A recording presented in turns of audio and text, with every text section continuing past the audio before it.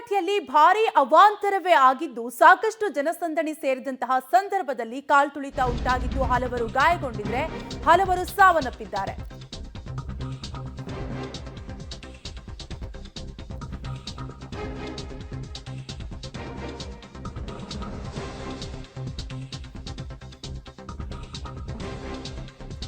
ತಿರುಪತಿಯಲ್ಲಿ ಭೀಕರ ಕಾಲ್ತುಳಿತ ಉಂಟಾಗಿದ್ದು 7 ಜನ ಸಾವನ್ನಪ್ಪಿದ್ದಾರೆ. ವೈಕುಂಠ ಏಕಾದಶಿ ಟಿಕೆಟ್ಗಾಗಿ ಭಕ್ತರ ನೂಕುನುಗ್ಗಲು ಉಂಟಾಗಿದೆ. ಶುಕ್ರವಾರದ ವೈಕುಂಠ ಏಕಾದಶಿ ದರ್ಶನಕ್ಕಾಗಿ ನೂಕುನುಗ್ಗಲು ಉಂಟಾಗಿದ್ದು ನಾಳಿನ ಟಿಕೆಟ್ಗಾಗಿ ಇವತ್ತೇ ಭಕ್ತರು ಜಮಾಯಿಸಿದರು. ತಿರುಪತಿಯಲ್ಲಿ ಭೀಕರ ಕಾಲ್ತುಳಿತ ಉಂಟಾಗಿದ್ದು ಸಾವಿನ ಸಂಖ್ಯೆ 7ಕ್ಕೆ ಏರಿಕೆಯಾಗಿದೆ.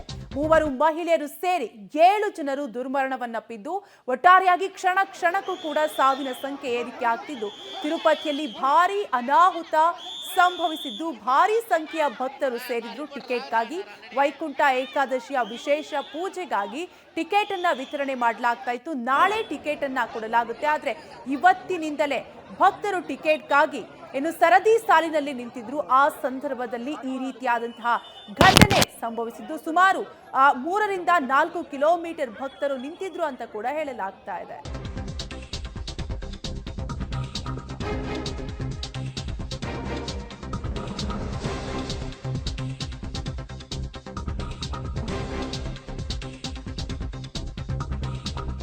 ತಿರುಪತಿ ವೈಕುಂಠ ದರ್ಶನ ಟಿಕೆಟ್ಗಾಗಿ ಕಾಲ್ತುಳಿತ ಉಂಟಾಗಿದೆ. ಟಿಕೆಟ್ಗಾಗಿ ಈ ಸರತಿ ಸಾಲಲ್ಲಿ ನಿಂತಿದ್ದಂತಹ ಸಂದರ್ಭದಲ್ಲಿ ತಿರುಪತಿಯ ವಿಷ್ಣು ನಿವಾಸ ರಾಮನಾಯ್ಡು ಶಾಲೆ ಬಳಿ ಈ ಘಟನೆ ಸಂಭವಿಸಿದೆ.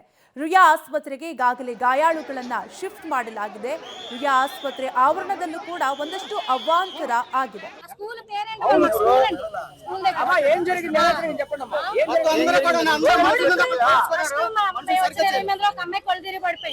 అమ్మాయితో పాటు కూడా ఒక్కళ్ళే పంపించారు. ఒక్కళ్ళు అయిపోయిన తర్వాత నేను పడిపోయాను కళ్ళు తిరిగి. పడిపోతే నన్ను ఒక అమ్మాయి తీసుకుని వెళ్ళింది. ఉన్నవాళ్ళు ఎవరిని బయటకు రాను, మా హస్బెండ్ కూడా బయట రానివ్వలేదు. ఓన్లీ లేడీస్ కూడా లేడీసే పంపించారు.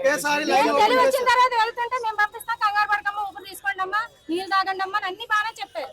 కానీ క్రౌడ్ ఎక్కువైపోయింది. జనాలు ఒకసారి గేట్ తీసారు.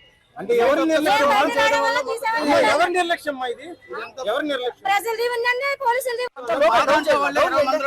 8 మందికి ఇబ్బంది పడి కాళ్ళు చేతులు కూడా ఇబ్బంది పడి మొత్తం ఒక మనుషులు ఫెయిట్ అయిపోయి ఉన్నారు. అందరూ కూడాను అందరినీ కిమ్స్ హాస్పిటల్ జాయిన్ చేశారు. నాయకులందరూ కూడా వస్తున్నారు చూస్తున్నారు. ఎవరు ఏమీ లేదు. పోలీసులు అందరినీ వేస్ట్ గా చూస్తున్నారు. దరిద్రంలాగా ఉన్నారు అందరూ. అది పరిస్థితి. ఇక్కడ సౌకర్యం ఎలాంటి సౌకర్యం లేదు సార్. సౌకర్యం అంటే పట్టించుకోండి. ఇప్పుడు చూసిరు ఇక్కడ చూడడానికి అక్కడ తీసుకొని పోతున్నాము. ಆದೇಶ್ ಹೇಗಾಯ್ತು ಘಟನೆ? ಏನಾದ್ರೂ ಭದ್ರತೆ ಸರಿಯಾಗಿರ್ಲಿಲ್ವಾ ಹೇಗೆ ಅಂತ?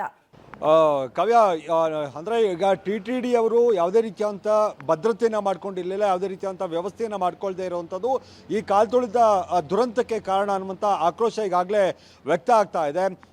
ಪ್ರಮುಖವಾಗಿ ಅಂದರೆ ಏನು ವೈಕುಂಠ ಏಕಾದಶಿ ಇತ್ತು 10ನೇ ತಾರೀಕಿನಿಂದ 19ನೇ ತಾರೀಕುವರೆಗೂ ಕೂಡ, ಅಂದರೆ ಸುಮಾರು 9 ರಿಂದ 10 ದಿನಗಳ ಕಾಲ ವಿಶೇಷ ದರ್ಶನವನ್ನು, ಅಂದರೆ ವೈಕುಂಠ ಏಕಾದಶಿ ದ್ವಾರದ ದರ್ಶನಕ್ಕೆ ವ್ಯವಸ್ಥೆಯನ್ನು ಮಾಡಿಕೊಂಡಿತ್ತು. ಅಂದರೆ ಇದು ಪ್ರತಿ ವರ್ಷವೂ ಆಗುವಂಥ ಕಾರ್ಯಕ್ರಮಗಳಾಗಿರುವಂಥ ಹಿನ್ನೆಲೆಯಲ್ಲಿ ಈ ವರ್ಷ ದೊಡ್ಡ ಮಟ್ಟದಲ್ಲಿ ಜನ ಸೇರುವಂಥ ನಿರೀಕ್ಷೆ ಕೂಡ ಇತ್ತು. ಸುಮಾರು 7 ಲಕ್ಷದಿಂದ 10 ಲಕ್ಷ ಜನ ಸೇರುವಂಥ ನಿರೀಕ್ಷೆ ಇದ್ದಿದ್ದು.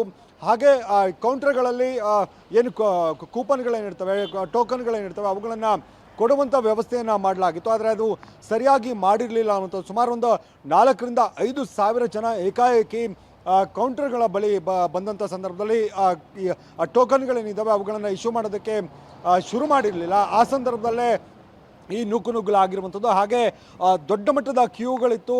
ಸಾಕಷ್ಟು ಸಂಖ್ಯೆಯಲ್ಲಿ ಸಾವಿರಾರು ಸಂಖ್ಯೆಯಲ್ಲಿ ಜನ ಸೇರಿದ್ರು. ಆದರೂ ಕೂಡ ಸಣ್ಣ ದ್ವಾರವನ್ನು ಮಾಡಿದ್ರು. ಅದರಿಂದಾಗೆ 2 ಕಡೆಗಳಲ್ಲಿ, ಅಂದರೆ ಸುಮಾರು ಹಲವು ಕಡೆಗಳಲ್ಲಿ, ಅಂದರೆ 10 ಕಡೆಗಳಲ್ಲಿ ಕೌಂಟರ್ಗಳನ್ನು ಮಾಡಿದ್ರು ಕೂಡ 2 ಕಡೆಗಳಲ್ಲಿ ಈ ದುರಂತ ಆಗಿರುವಂಥದ್ದು, ಅಂದರೆ ನೂಕುನುಗ್ಗಲಾಗಿರುವಂಥದ್ದು. ಸುಮಾರು 6 ಜನ ಸಾವನ್ನಪ್ಪಿದ್ದಾರೆ ಅನ್ನುವಂಥ ಮಾಹಿತಿ ಸದ್ಯಕ್ಕೆ ಲಭ್ಯ ಆಗ್ತಾ ಇದೆ.